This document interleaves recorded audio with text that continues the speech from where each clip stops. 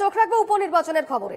নবম রাউন্ডের গণনা শেষে এগিয়ে তৃণমূল প্রার্থী আলিফা আহমেদ। 25,071 ভোটে এগিয়ে রয়েছেন তৃণমূল প্রার্থী। দ্বিতীয় স্থানে হাড্ডাহাড্ডি লড়াই বাম কংগ্রেস জোটের সঙ্গে বিজেপির। তিনি পেয়েছেন 32,308টি ভোট। বাম সমর্থিত কংগ্রেস প্রার্থী কাবিল উদ্দিন শেখ তিনি পেয়েছেন 32,308টি ভোট এবং কাবিল উদ্দিন পেয়েছেন 13,144টি ভোট। বিজেপি প্রার্থী আশিস ঘোষ পেয়েছেন 11,987টি ভোট। নোটার ঝুলিতে গিয়েছে 356টি ভোট। কথা বলে নেব, আমার সঙ্গে রয়েছেন প্রতিনিধি বিউ সরকার। বিউ, কি তথ্য রয়েছে এই মুহূর্তে?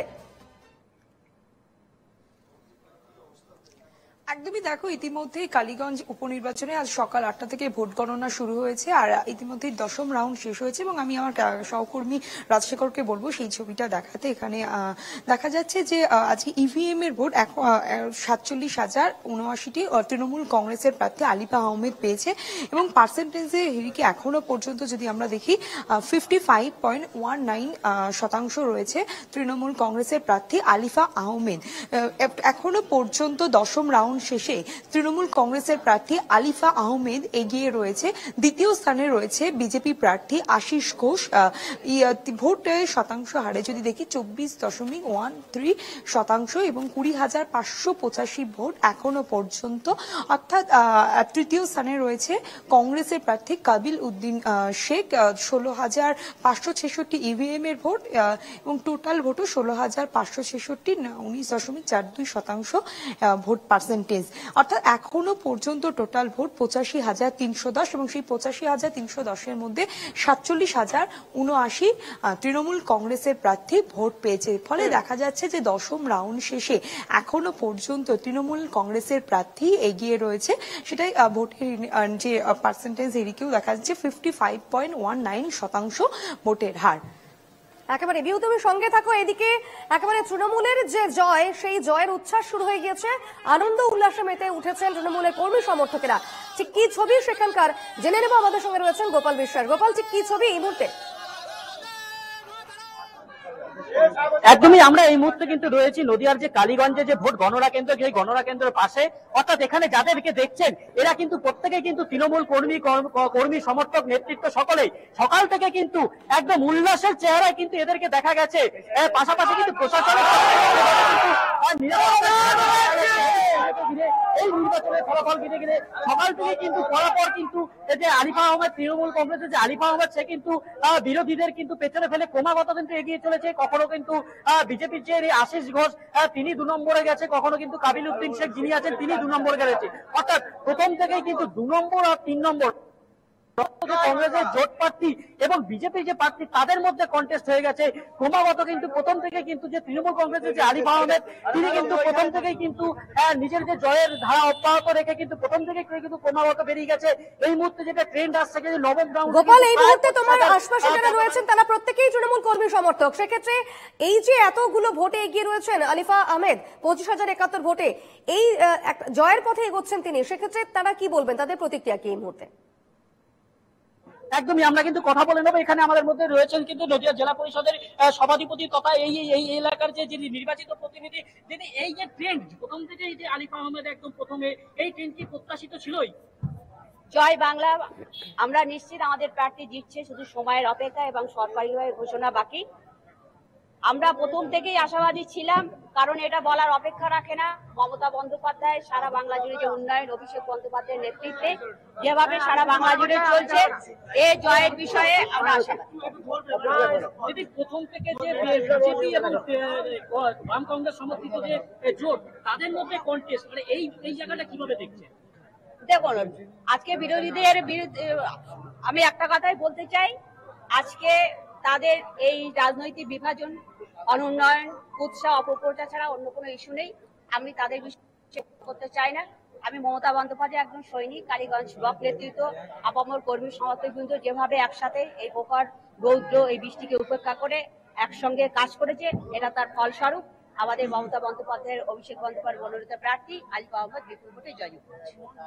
একদমই, এই প্রথম থেকে কিন্তু তৃণমূল নেতৃত্ব সহ কর্মী সমর্থকরা প্রত্যেকেই কিন্তু যেটা দাবি করছে যে প্রথম থেকেই তারা আত্মবিশ্বাসী ছিল, কারণ কিন্তু এই কেন্দ্রকে কিন্তু ঘিরে কিন্তু যেমন বিরোধীদের কিন্তু বিভিন্ন বিরোধী নেতৃত্ব কিন্তু এসে এই কেন্দ্রে প্রচার সেরেছেন। পাশাপাশি তৃণমূল কংগ্রেসের নেতৃত্ব কিন্তু প্রথম থেকেই বলে এসেছেন কিন্তু এই কেন্দ্রে তারা একদম নিরসংখ্যগরিষ্ঠভাবে কিন্তু নিয়ে কিন্তু তারা জয়লাভ করবেন। বেশ বেশ, পাশাপাশি একেবারে যে তারা কর্মীদের প্রত্যাশিত এই জয়কে তারা প্রত্যাশাই করছিলেন এবং সেক্ষেত্রে তাদের যে প্রত্যাশা সেই প্রত্যাশা তাদের একেবারে তারা সেই প্রত্যাশা পাচ্ছেন এবং জয়ের দিকে এগোচ্ছেন আলিফা আহমেদ। এবং এই মুহূর্তে আরো যারা কর্মী সমর্থকেরা রয়েছেন তাদের সঙ্গে একটু কথা বলো, তারা কি বলবেন? একদমই, আমরা যারা কর্মী সমর্থকরা রয়েছেন তাদের সাথে একটু কথা বলে নেব। দাদা, এই যে প্রথম থেকে সকাল থেকে দেখছি গণনা কেন্দ্রে আপনারা রয়েছেন, আবির খেলা মেতে রয়েছেন, বাজনাতে নাচছেন, এই কর্মীদের উচ্ছ্বাসটা কিভাবে দেখছেন? এটা কি প্রত্যাশিত ছিল? আগে থেকে প্রস্তুত ছিলাম, 70 থেকে 80,000 ভোটে আমরা জিতবো। কি মনে হচ্ছে সেই থাকবে? 70 আশেপাশে থাকবে, 70,000 আশেপাশে থাকবে। এই কেন্দ্রে একটা সংখ্যালঘু ভোটের একটা বড় অঙ্ক রয়েছে, বিরোধীরা বারবার এইটাকেই নিয়ে প্রচারে আলো ফেলেছিল, সেই জায়গা থেকে এই ধরনের রেজাল্ট আসছে, কখনো কাবিল উদ্দিন 2 নম্বরে, কখনো আশিস ঘোষ 3 নম্বরে চলে যাচ্ছে, এই জায়গাটা কিভাবে দেখছেন? এটাই হওয়ার ছিল। এটা আপনার আমরা ভেবেছিলাম যে বিজেপি 2 নম্বরে থাকবে, 2 নম্বরেই থাকবে, আর টিএমসি থাকবে আপনার 1 নম্বরে। এটা বরাবর আমাদের রেজাল্ট একই আছে। একদমই যেমনটা কিন্তু যে এখানকার কর্মী সমর্থকেরাও কিন্তু একদম প্রথম থেকেই কিন্তু তাদের প্রত্যাশা ছিল কিন্তু যে তাদের যে প্রার্থী আলিফা আহমেদ তিনি কিন্তু বিপুল ভোটে জয়লাভ করবেন। আমি একটু ভেতরের চেহারাটা দেখাতে বলবো যে কর্মী সমর্থকরা কিন্তু সকাল থেকে যে যারা উল্লাসের মধ্যে রয়েছেন আমরা তাদের সাথে আরেকবার একটু কথা বলে নেবো। দিদি, এই যে সকাল থেকে যে জয়ের ট্রেন, এটা কি প্রত্যাশিতই ছিল? একদম একদম। কি মনে হচ্ছে দিন শেষে জয়ের এই ব্যবধানটা কত হতে পারে? 50,000। একদমই। সেখানে কিন্তু যে কর্মী সমর্থকরা যারা তারা কিন্তু বলছে যে এই দিন শেষে কিন্তু যে এই জয়ের যে ব্যবধান এটা কিন্তু 50,000 ছাপিয়ে যাবে। এখানে কিন্তু কর্মী সমর্থকদের দূর দূরান্ত থেকে কিন্তু এই বিধানসভা এলাকার বিভিন্ন এলাকা থেকে কিন্তু দূর দূরান্ত থেকে কর্মী সমর্থকরা কিন্তু এখানে ধীরে ধীরে কিন্তু আসতে জমায়েত করতে শুরু করেছে। পাশাপাশি প্রশাসনের তরফ থেকে কিন্তু প্রথম থেকে যেটা বলছিলেন যে প্রশাসনের তরফ থেকে কিন্তু যে প্রথম থেকে যে প্রশাসনিক নিরাপত্তা ব্যবস্থা কঠোর করা হয়েছে। বেশ গোপাল, আমি তোমার কাছে ফিরবো, তুমি ছবিটা একটু দেখাতে থাকো। তবে আমি আরো একবার যাবো বিউর কাছে, কারণ এই মুহূর্তে কি আপডেট সেটা একবার জেনে নেবো বিউর কাছ থেকে। বিউ, কি আপডেট পাচ্ছ এই মুহূর্তে? একদমই, দেখো যেটা জানা যাচ্ছে যে এই মুহূর্তে যে পার্সেন্টেজ 10ম রাউন্ডে এখনো পর্যন্ত, যেহেতু জানো যেখানে গণনা হচ্ছে সেখান থেকে নির্বাচন কমিশনের যে আপডেটটা আসে সেটা একটু দেরিতেই আসে, কিন্তু এই নির্বাচন কমিশন সূত্রে যে খবরটা সেটা এখনো পর্যন্ত দেখা যাচ্ছে যে টোটাল যে ভোটের হার যদি দেখা যায় 10ম রাউন্ডে শেষে 47,079 তৃণমূল কংগ্রেসের প্রার্থীর মোট ভোটের তাদের পার্সেন্টেজের দিকে যদি দেখা যায় মোট ভোট পেয়েছে 47,079 এবং 26,494 ভোটে এগিয়ে রয়েছে।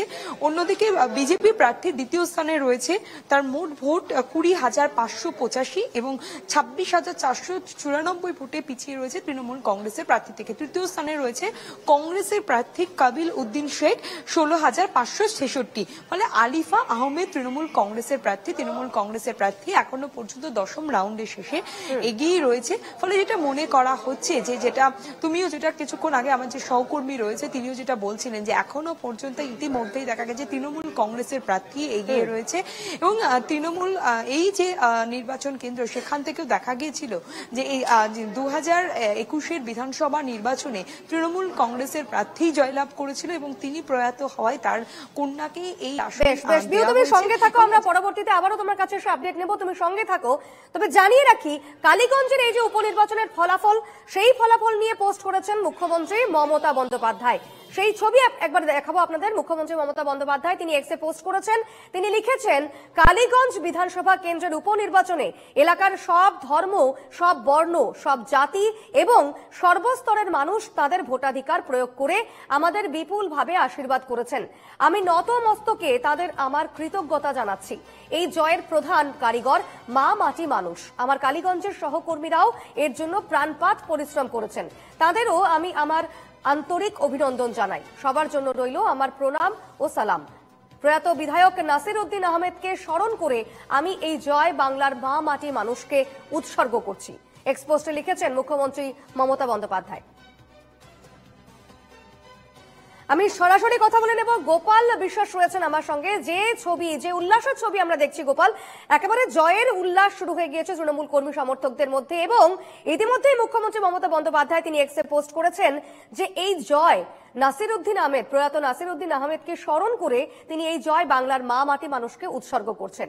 কি বলবেন তৃণমূলের কর্মী সমর্থকরা? একদমই যেমনটা কিন্তু সকাল থেকে যেরকম ট্রেন ছিল এর আগে কিন্তু আমরা দেখিয়েছি যে দেবাংশু ভট্টাচার্য তিনিও কিন্তু তার সমাজ মাধ্যমে পোস্ট করেছে এই কেন্দ্রের ফলাফল ঘিরে কিন্তু। আর দিন বেলা যত গড়াচ্ছে তত কিন্তু যে তৃণমূল কংগ্রেসের জয় একদম নিশ্চিত হয়ে যাচ্ছে। আর সেই ঘটনাকে কেন্দ্র করে কিন্তু ইতিমধ্যে যেমনটা তুমি বললে যে মমতা বন্দ্যোপাধ্যায়, মুখ্যমন্ত্রী মমতা বন্দ্যোপাধ্যায় কিন্তু ইতিমধ্যেই কালীগঞ্জের জয়কে কিন্তু এলাকার সর্বস্তরের সাধারণ মানুষকে কিন্তু উৎসর্গ করেছে।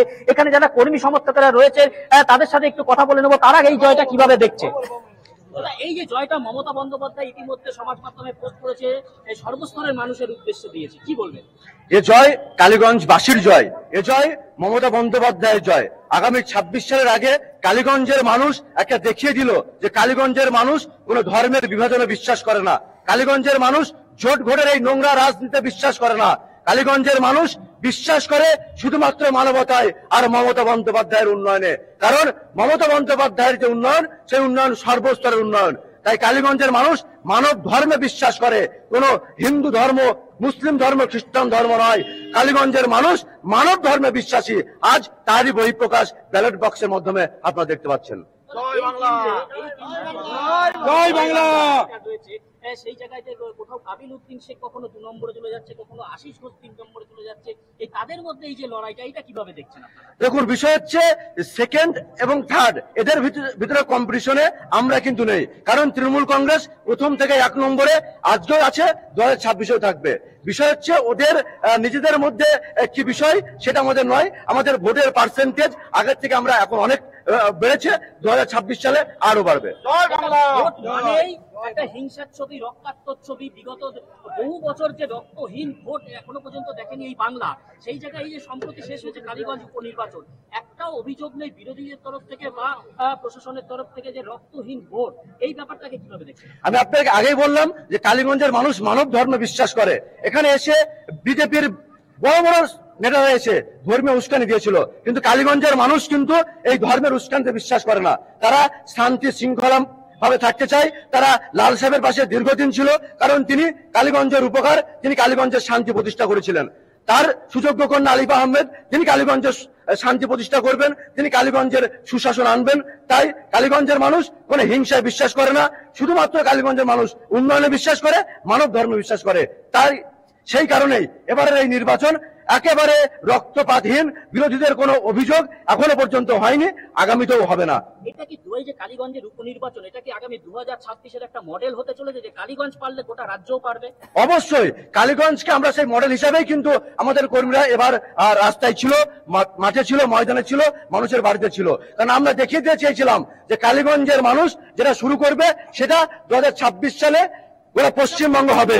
কারণ আজকের যে দিন, সেই দিনের তাৎপর্য আপনাকে বলি। 1757 সাল আজকের দিন 23শে জুন পলাশির যুদ্ধ হয়েছিল, ভারতবর্ষের স্বাধীনতার শেষ সূর্য এখানে অস্ত গিয়েছিল।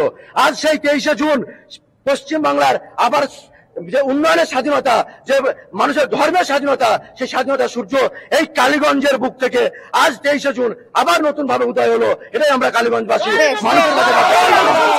তৃণমূল কর্মী সমর্থকেরা একেবারে উচ্ছ্বসিত, কারণ আলিফা আহমেদ একেবারে জয়ের দিকে এগোচ্ছেন, একেবারে রীতিমতো তিনি অনেকটাই ভোটে 26,494 ভোটে এখন পর্যন্ত এগিয়ে রয়েছেন আলিফা আহমেদ। এবং অবশ্যই এই মুহূর্তে যে ছবি আমরা দেখছিলাম, একেবারে আনন্দে উচ্ছ্বসিত তৃণমূলের কর্মী সমর্থকেরা। আমাদের সঙ্গে সরাসরি ছিলেন প্রতিনিধি গোপাল বিশ্বাস। গোপাল, তোমাকে আপাতত ধন্যবাদ। আমাদের সঙ্গে ছিলেন আমাদের প্রতিনিধি বিউ সরকারও। বিউ, তোমাকেও ধন্যবাদ।